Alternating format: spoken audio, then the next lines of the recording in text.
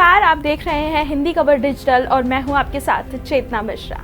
आपने रावण दहन के तो बहुत से किस्से सुने होंगे, मगर आज हम आपको एक अनोखा किस्सा सुनाने वाले हैं। जी हां, रावण दहन का एक ऐसा किस्सा जिसे सुनकर शायद आप भी हैरान हो जाएंगे। दरअसल हमीरपुर में जब सभी लोग रावण दहन कर रहे थे, तभी एक महिला ने भी अपने पति सहित ससुराली जनों का एक झोपड़ी नुमा घर में रावण दहन कर दिया। जी हाँ, महिला ने एक झोपड़ी नुमा घर में अपने पति और ससुराली जनों का फोटो लगाकर उसे जला दिया। महिला ने बताया कि उसका पति 14 साल से दूसरी महिला के साथ रह रहा है और उसके परिजन भी इसमें उसका साथ दे रहे हैं। इसलिए मेरा पति मेरे लिए रावण है और उसका परिवार रावण का परिवार है। इसलिए आज मैंने पूरे परिवार का दहन कर दिया।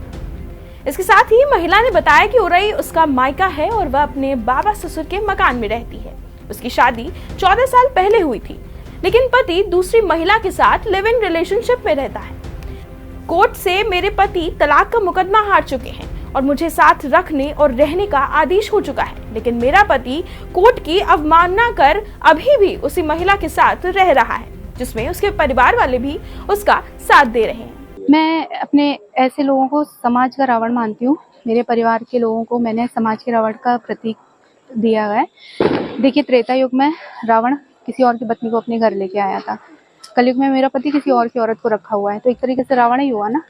तो मैंने इस वजह से दशहरे पे रावण का दहन किया है। अपने पति को रावण का प्रतीक मान के उसका दहन किया और क्योंकि उसके परिवार वाले सदस्य सारा उसका साथ दे रहे हैं, तो वो एक रावण का परिवार हुआ। तो एक तरीके से मैंने पूरे रावण के परिवार का दहन कर दिया है। क्या ऐसी वजह रही है कि आपने इतना बड़ा आज फैसला किया, अनोखा आज आपने दहन किया है? राम 14 साल में वापस लौट गए थे। मेरी शादी को 14 साल हो चुके हैं। मेरा वनवास अभी तक खत्म नहीं हुआ है। मैं अपने हक की लड़ाई अभी तक लड़ रही हूँ और 14 साल हो चुके हैं। कोर्ट के चक्कर काट रही हूँ, कोर्ट के फैसले हो चुके हैं, तलाक का मुकदमा हार चुके हैं। मेरा पति तलाक का मुकदमा हार चुके हैं। मेरे को पूरा अधिकार दिया हुआ है साथ रहने और रखने का। उसके बावजूद भी कोर्ट के ऑर्डर की अवमानना करी जा रही है। उस औरत को अभी भी साथ में रखा जा रहा है। दूसरी चीज़ कि मेरे बाबा यहाँ पे हमें मेरे नाम प्रॉपर्टी की वसीयत करके गए थे, जो कि मेरे हक में थी।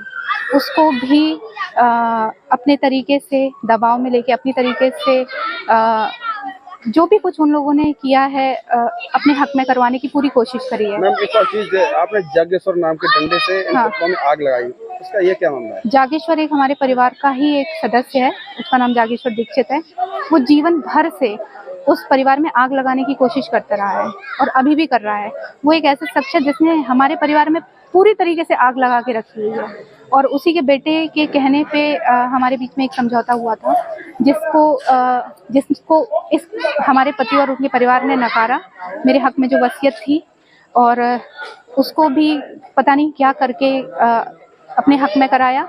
और जागेश्वर दीक्षित का जो लड़का मुन्ना दीक्षित, जिसने समझौता कराया था, उसने इनसे पैसे लेके उनके हक में बयान देके मेरे खिलाफ कोर्ट से मुकदमे को खारिज कराया है।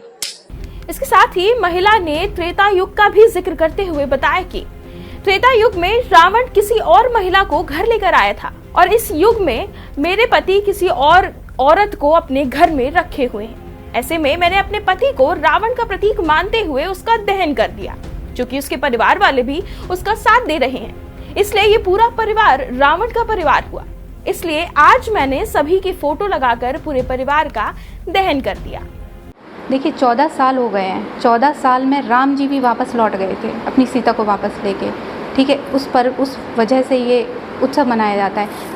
मेरी शादी को 14 साल हो चुके हैं। मेरा वनवास अभी तक ख़त्म नहीं हुआ है।